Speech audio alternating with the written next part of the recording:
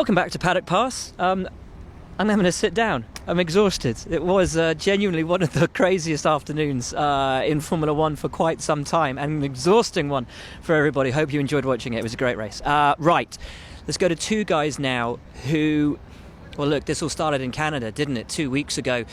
Shouldn't the team have issued team orders between Sergio Perez and Esteban Ocon? That little needle that then erupted with them afterwards, had they been cost a podium into the race today. Of course, they're running together again. They'd looked so fast all weekend. And they find themselves once again fighting for a podium. And then on one of the restarts, coming through turn 2, they touched. Ocon arguably not leaving enough space for his teammate Sergio Perez. It pretty much put Perez out of the race, threw Ocon to the back. He fought back through again into the points, but once again, you can't help but leave a Grand Prix weekend feeling that two drivers had cost each other a better position in the race. We were pretty harsh on Sergio Perez last time round, when arguably we should have been harsh on the team. I put the question to Esteban Ocon in Canada: do you feel your teammate cost you a victory today? Therefore, it's only fair that I put that same question today to Sergio Perez. Sergio, did your teammate cost you not just a potential podium, but a potential win today? Yeah, we were really close to the win today, with all what happened afterwards.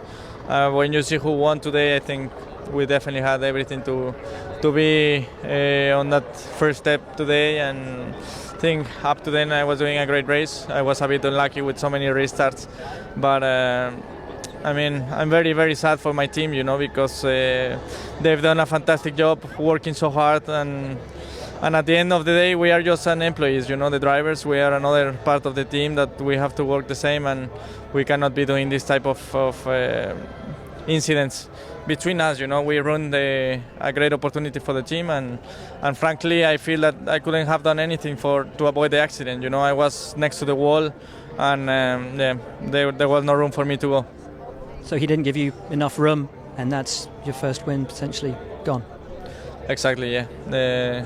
It's a big shame, and not only that, the way that everything turned out, and yeah, I think it was just over-aggressive. I think in all my career I've had teammates that I fought really hard, but always with room, enough room, to do what happened today. And I think what happened today is totally unacceptable for the team. Esteban, are you happy with the performance today, or are you disappointed with the potential of a podium that was lost? Happy with the performance and disappointing, with the potential we had. Obviously, it's never nice to get an incident like that in the race. I mean, me and Checo lose a lot of places. I had the recovery, which was quite nice at the end, still to get some points for the team. But, we will discuss it internally, see what happened. It touched me after turn 1.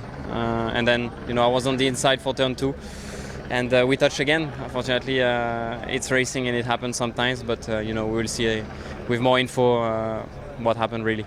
He says that you gave him no room, says that you squeezed him against a wall, cost the team a potential win today. That's what he said? Okay. Well, if that's what he said, I'm not going to comment, but, he touched me after turn 1. He went on me. I don't know if he saw me or not. But for sure we will discuss it, and it should not happen for the future. It's 2 races in a row now that there's been something happen between the two of you. How do you get over this as a team, as drivers? I'm a professional driver. We are professional in Formula One. We are not Sunday drivers, so we will speak and should be all back fine. Boys. As Lance Stroll takes the plaudits from his friends and family, I want to try and grab Nuno, can I grab you quickly? Please.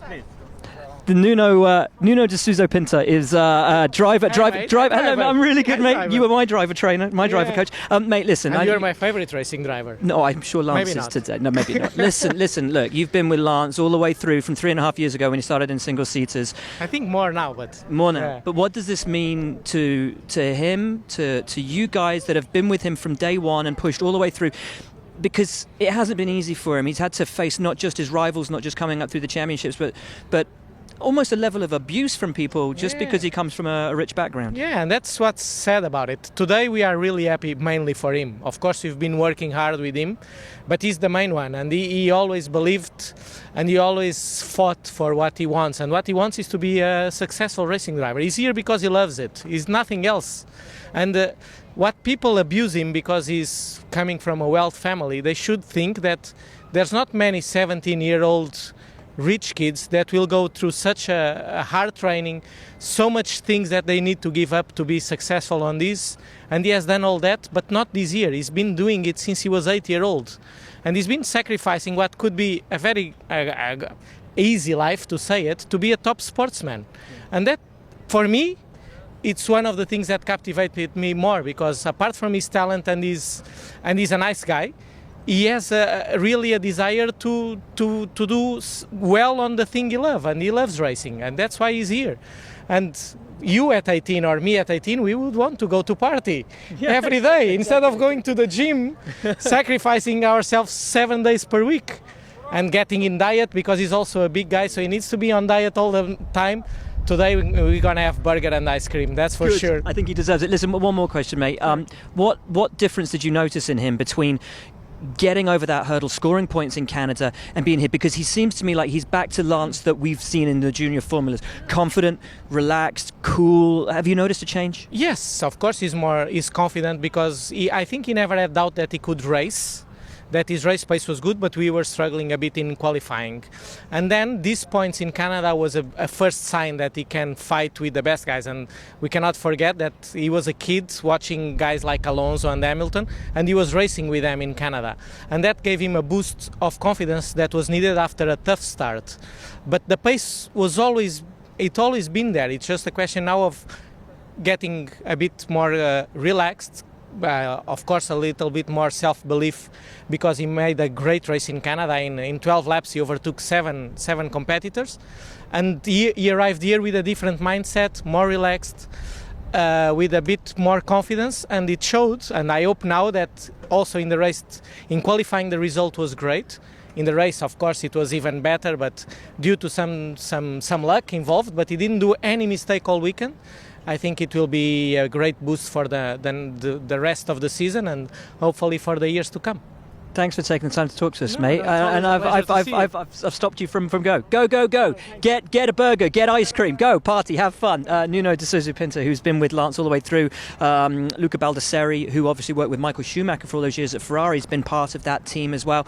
Obviously, Lawrence Stroll, Lance's father. They're a really lovely unit, really, really nice guys. So yeah, great to hear from him. I think we're probably at the end of part 2 of Paddock Pass, so we'll see you on the other side for part 3.